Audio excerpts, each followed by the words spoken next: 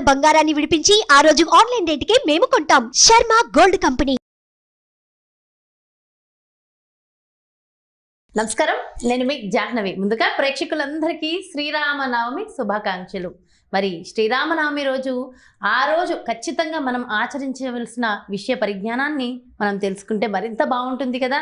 మరి శ్రీరామనవమి రోజు ఏ మంత్రాన్ని ప్రత్యేకంగా జపించాలి? ముఖ్యంగా ఇది క్రోధినామ సంవత్సరం కదా. ఈ సంవత్సరం మొత్తం బాగుండాలి అంటే శ్రీరామనవమి రోజు మనం ఆచరించవలసిన విధి విధానాలు డీటెయిల్డ్గా మనకి ఎక్స్ప్లెయిన్ చేయడం కోసం మనతో ఉన్నారు ప్రముఖ జ్యోతిష్య వాస్తు పండితులు, జ్యోతిష్య వాస్తు శిక్షణ నిపుణులు, లలిత ఉపాసకులు, ప్రముఖ ఆధ్యాత్మికవేత్త బ్రహ్మశ్రీ నానాజీ పట్నాయక్ గురువు గారు. మాట్లాడేద్దాం. నమస్కారం గురువు గారు. శ్రీమాత్రే నమః. అయితే గురువు గారు, శ్రీరామనవమి మీకు కూడా శ్రీరామనవమి శుభాకాంక్షలు. మీకు మన ప్రేక్షకులందరికీ కూడా శ్రీరామనవమి శుభాకాంక్షలు. ముందుగా చాలా సంతోషం గురువు గారు. అయితే శ్రీరామనవమి అనగానే చాలా ప్రత్యేకం కదా. ముఖ్యంగా ప్రతి ఒక్కళ్ళు కూడా ఆ రోజు దగ్గర ఉన్న ఆలయాల్లో శ్రీరాముల వారి కళ్యాణం జరుగుతూ ఉంటుంది కదా. అసలు ఈ కళ్యాణంలో పాల్గొనాలన్నా లేదంటే ఆ రోజు ప్రత్యేకంగా మనం ఇంట్లో కూడా ఆచరించవలసిన విధి విధానాలు ఏంటి? ప్రతి ఒక్కళ్ళు ఖచ్చితంగా కళ్యాణంలో పాల్గొనాలంటారా? దాని గురించి డీటెయిల్గా వివరించి. ఫస్ట్ ఆఫ్ ఆల్ ఏంటంటే శ్రీరామచంద్రమూర్తి లలితామ్మవారి స్వరూపమే అని చెప్తూ ఉంటారు శ్రీరామచంద్రమూర్తి. అలాగే కొంతమందికి కొన్ని అపోహలు, చిన్న ఎక్కడో ఇది ఉంది. అంటే ఏమిటి, రాముడి పూజ చేస్తే మనకు కష్టాలు వస్తాయని, సీతాదేవి పేరు పెట్టుకుంటే కష్టాలు వస్తాయని పెట్టుకోవడానికి కూడా భయపడుతుంటారు. అవును, వాళ్ళని పూజించడానికి ఆ నామ జపానికి కూడా భయపడుతున్నారు. ఒక మనిషి అంటే ఇప్పుడు చూడండి, సీతామహాతల్లి అంటే ఎవరు? లక్ష్మీదేవే కదా. సాక్షాత్ అమ్మవారు. మరి లక్ష్మీదేవి యొక్క పేరునే మనం తిరస్కరిస్తున్నట్టు అవుతుంది కదా. కాకపోతే వాళ్ళిద్దరూ విడిపోయారు కాబట్టి మనకు కూడా మంచిది కాదు. వాళ్ళు కష్టాలు పడ్డారు కాబట్టి ఆ నామాన్ని చెప్పిస్తే మనము కష్టాలు పడతాం అనే అపోహలు అయితే ఉన్నాయి. 11,000 సంవత్సరాలు ఆయన జీవించాడు రామచంద్రమూర్తి. 11,000 సంవత్సరాలు జీవించాడు రామచంద్రమూర్తి. 14 ఏళ్ళు ఎక్కడ, 11,000 సంవత్సరాలు ఎక్కడ? అన్ని సంవత్సరాలు బాగున్నారు కదా.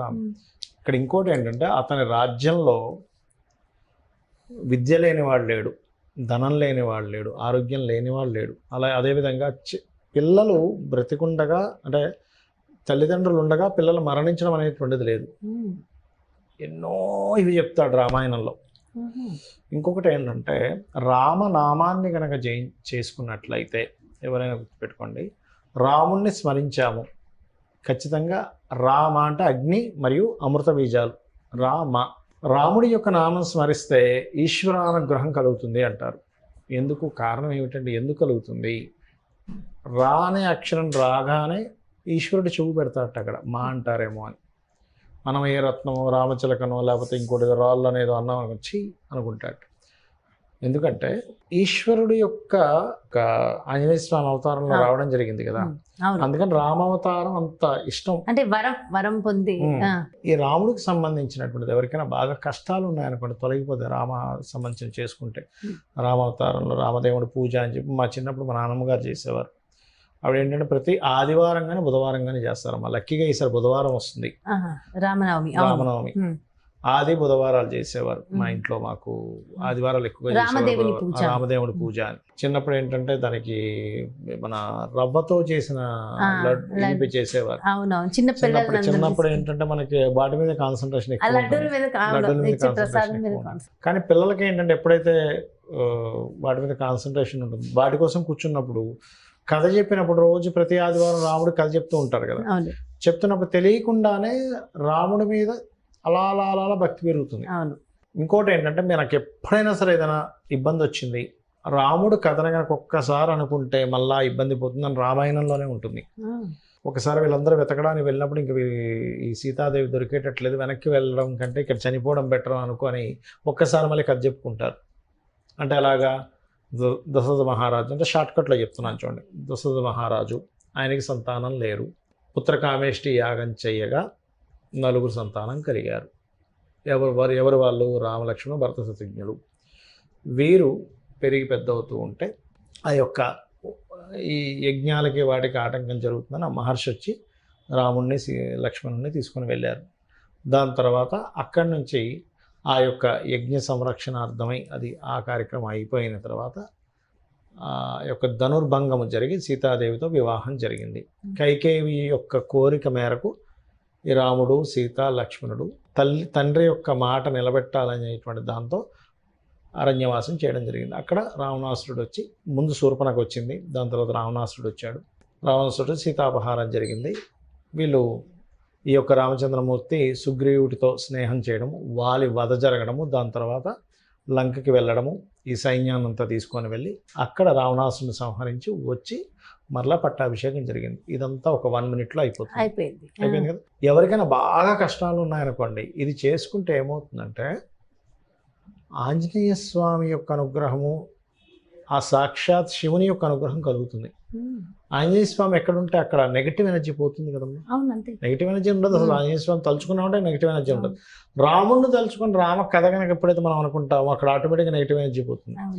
నెగిటివ్ ఎనర్జీ పోవడమే కాకుండా ఈశ్వరానుగ్రహం కలుగుతుంది. అంటే వీళ్ళు ఎన్ని కష్టాల్లో ఉన్నా చేసుకుంటే కష్టం పోతుంది. కష్టం రావడం కదా, రాముడిని ఉండవు. కాబట్టి ఇది ఖచ్చితంగా పాటించాలి. చేస్తూ శ్రీరామనవమి నాడు మనకు తెలుసు ప్రతి ఆలయంలోని పానకము, వడపప్పు అవే ఎందుకు ఇస్తారు? దానికి ఏమన్నా విశిష్టత ఉందంటారా? పానకము, వడపప్పు అంటే వేసవి కాలం కూడా.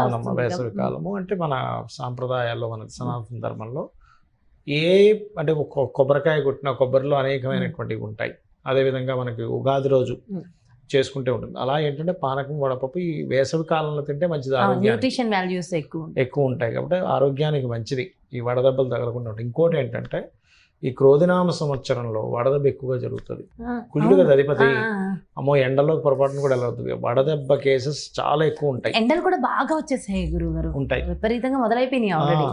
అందుకని ఖచ్చితంగా ఈ రామనామ స్మరణ చేయడం, ఆంజనేయ స్వామి యొక్క అనుగ్రహం రావడం వల్ల ఈ మంగళుడు ఈ సంవత్సరానికి అధిపతి అయ్యాడు కాబట్టి అందరూ ఖచ్చితంగా చేసుకోవాలి.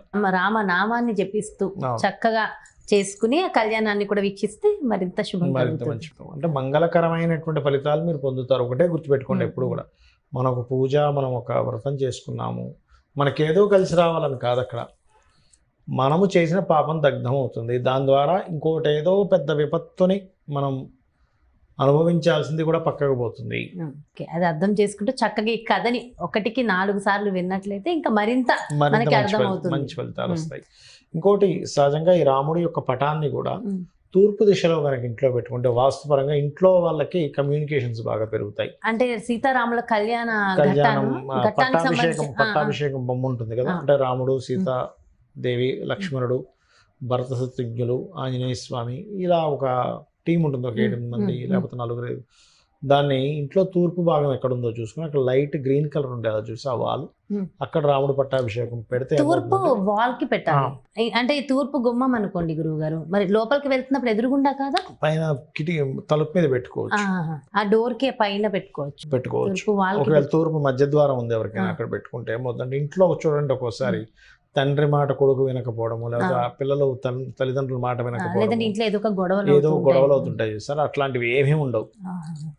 మార్పు ఖచ్చితంగా వచ్చి తీరుతుంది. ఎందుకంటే చాలా మందికి వాస్తులో చెప్పినప్పుడు వాళ్ళ ఇళ్లలో మార్పులు నేను చూసాను. దేవుని మందిరం కూడా ఉంటుంది కదా, దానిపైన పెట్టుకోవచ్చు అంటారు. దేవుని మందిరం మీకు ఈస్ట్ సెంటర్ లో ఉంటే అక్కడ పెట్టుకోవచ్చు. ఒకటే గుర్తుపెట్టుకోండి, ఈస్ట్ సెంటర్ లో పెట్టాలి. దేవుని మందిరంలో పెడతారా, లేకపోతే అక్కడ ఇంకేదైనా కిటికీ పైన పెడతారా, తలుపు పైన పెడతారా, మీ ఇష్టం. ఈస్ట్ గుమ్మానికి ఈస్ట్ సెంటర్ అయి ఉండాలి. మొత్తం ఇల్లు ఇది తూర్పు, ఇది దక్షిణము, ఉత్తరము, పడమర కదా, మొత్తం ఈస్ట్ కి సెంటర్ ఉంటుంది కదా, అక్కడ పెట్టాలి అంతే. ఇంకా మీరు కంపాస్ పెట్టి చూస్తే తెలుస్తుంది ఈ స్టేట్ ఉందనేది, అక్కడ పెట్టడమే. చాలా మంచి రెమెడీ కూడా ఇచ్చేసారు గురుగారు. Thank you so much. నమస్కారం. శ్రీమాత్రే. చూసారు కదండి, అసలే క్రోధి నామ సంవత్సరం, అసలు ఏం జరుగుతుందో అని కాస్త భయంగా ఉంది కదా. ఈ భయాల నుంచి, భయంకరమైన పరిస్థితుల నుంచి బయటపడాలి అంటే ఖచ్చితంగా మన సనాతన ధర్మం ప్రకారం చెప్పినటువంటి ఇలాంటి ప్రత్యేకమైన తిథులకు సంబంధించిన వేడుకలు మనం జరుపుకోవాల్సిందే. ముఖ్యంగా శ్రీరామనవమి నాడు మనం ఆచరించవలసిన విధి విధానాలు ఏంటి, ఏ నామాన్ని జపించాలి, ఏ విధంగా మనం ఉండాలితో పాటు చక్కగా రాముల వారి ఘట్టానికి సంబంధించిన పటాన్ని ఏ దిక్కున పెట్టుకుంటే మంచి జరుగుతుంది అనేది కూడా గురువు గారు ఎంతో చక్కగా వివరించారు కదా. మరో చక్కటి ప్రత్యేకమైన కార్యక్రమంతో మళ్ళీ మీ ముందుకు వచ్చేస్తాను. నమస్కారం. మరి అదేవిధంగా మీ యొక్క జాతకానికి సంబంధించి కానీ, లేదంటే మీ ఇంటి వ్యాపార వాస్తుకు సంబంధించి కానీ గురువు గారిని సంప్రదించాలి, అపాయింట్మెంట్ కావాలి అనుకుంటే వెంటనే క్రింద డిస్ప్లే అవుతున్నటువంటి నెంబర్స్కి కాల్ చేయండి. నమస్కారం.